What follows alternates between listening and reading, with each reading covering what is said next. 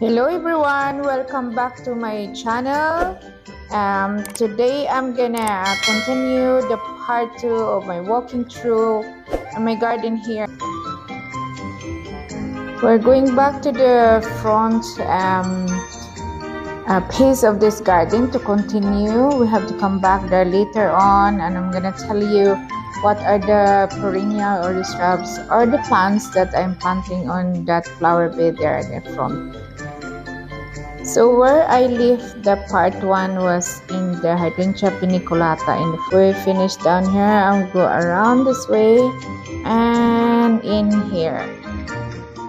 So over here I have a group of plants here that I planted as well in the pots, and over here at the back this is an evergreen plant. The name of this is Paris Forest Flame. Look at the leaves of this. It changed the color in early spring and at this time. But this one needs to be in the full sun or part sun in your garden so that you can see the color of this, and it's so beautiful there. So down here I have this hydrangea macrophylla, and this is the new variety of hydrangea macrophylla. The mix of pink and blue on the flower is so beautiful. Show me the tag, Marilyn. There's the tag and the blue. When I bought this one, the color of the flower is blue. So yes, it's good for the name and the blue. But then, exactly the next after that year it becomes pink. So I understand that it needs to be an acidic pH of soil. So I'll try to apply this early this year, the aluminum sulfate, and then it struggled the color of the leaves there now, and then I stop it after 2 months. But yes, the result is kind of mix of the blue. Look at this. So I still love it to have the color like that. I don't know if I'm gonna push through the more blue next year. However, what I really like this variety is the endless blooming. Look at that. There's still a new growth there now of bloom. So I just love that variety. And this is another new variety of hydrangea macrophylla. I just forgot what was the name of this, but the flower, it's different. It's kind of red pink. But do you think this is a fuchsia pink color? This hydrangea is in the bad condition at the moment. There were kind of spider mites who attacking this plant, because it was under the canopy of the tree and more on partial shade. So this is a lesson to learn. I have to bring it to the full sun by next year and see if I could clear these bugs, but it didn't happen to me since I transferred it in here. I couldn't do anything at the moment. I just leave it and clear the leaves, and by winter and hoping that it will clear next year. So yes, I'm gonna give you an update for that plant next year. There's another plant here. This is a tuberous begonia, and it's so beautiful flower. This plant is also a long-lasting flower in your garden. It will start late spring up to fall season. And look at this flower. It's kind of rosy type of the shape of the flower. You can keep the tubers and you can plant it again by next season of planting. And if you can keep this away from the too much rain and too much sun, so protect those, and you can keep this flower all the time fresh coloring. It's easy to grow, and you can use an ordinary compost. No need to fertilize this fertilizer on this plant, and this will bloom away with non-stop pushing of the flower. Type of flower is they can grow into part sun or part shade in your part of your garden. So So I'm gonna give you an update on how I'm gonna harvest this tubers and bees so that you can have your planting for the next season, and in that way you can save your money. That's what I love, to have this flower. So that's all the flower that I arranged over there, and now I'm gonna bring you over in this corner in the side of this flower bed here. Hold on, I'm just gonna bring you down here. Look what it says, daghang buyog diri. The buzzing of bees here. Look at this. They're very busy feeding themselves to nectar, sucking it. They're non-stop doing their job. Busy like a bee.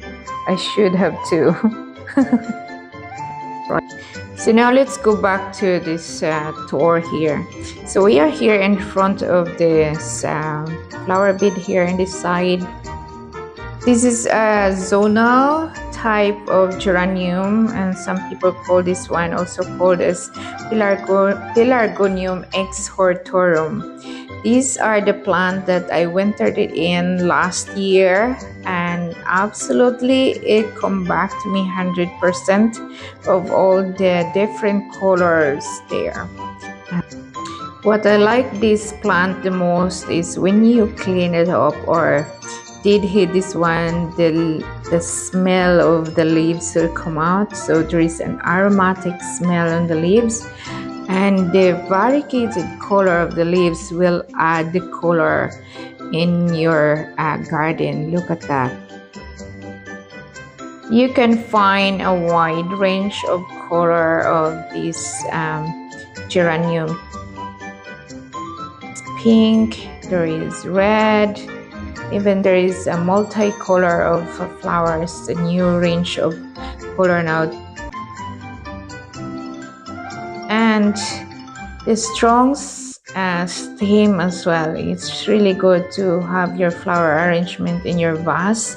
And the structure, the habit of the flower, when you see this one, the range of petals, the open petals on the top, and there is underneath that's ready to replace when the flowers in the top will fade away. There's a group of buds there now underneath, so it's so beautiful. And these will start flowering from late spring up to fall season. The only simple tips that I could share to you on this plant is keep away on this plant on too hot and too wet, like all rain, and then water this one on the base of the plant to avoid yellowing the leaves or can catch some of the diseases. So now we are here in the right side of this flower bed.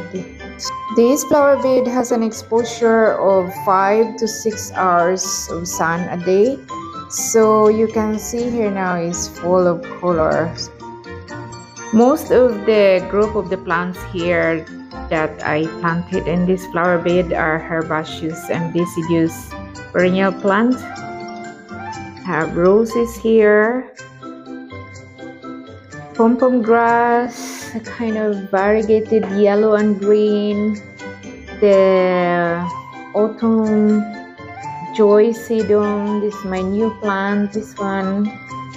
And I have this annual begonia, the waxy begonia. This is one of my favorite bedding plants. You can plant this one easy in the border or in the container as well.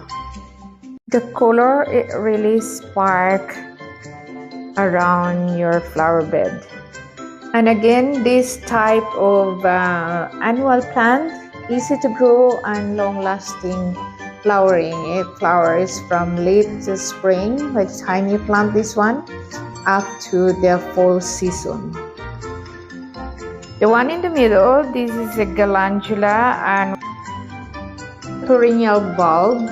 You can plant this one around fall season as well, and flower around this time, July to August. Well, I like this plant. It's so nice, the structure of the flower. It brings the height of your flower bed there. Look at that. Tips that I can share to you about this plant is you can harvest the bulbs, wait until the leaves will die back, and then you can harvest the bulbs, or you can leave the bulbs in the ground and it will sprout and grow back again next year. So now that I have already perennial plant here that it will grow back next year from summer after fall season through winter time. So what's the missing point, the missing link for the coloring of this flower bed here is spring season to have the continuous of flowering. So yes, we have to plant our bulbs this autumn. I'm gonna give you a review on this flower bed here. How does it look by next month?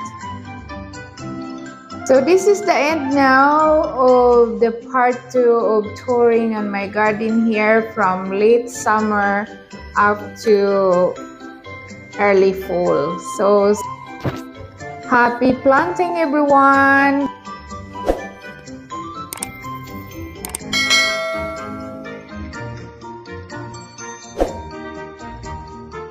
And God bless. Bye. See you soon.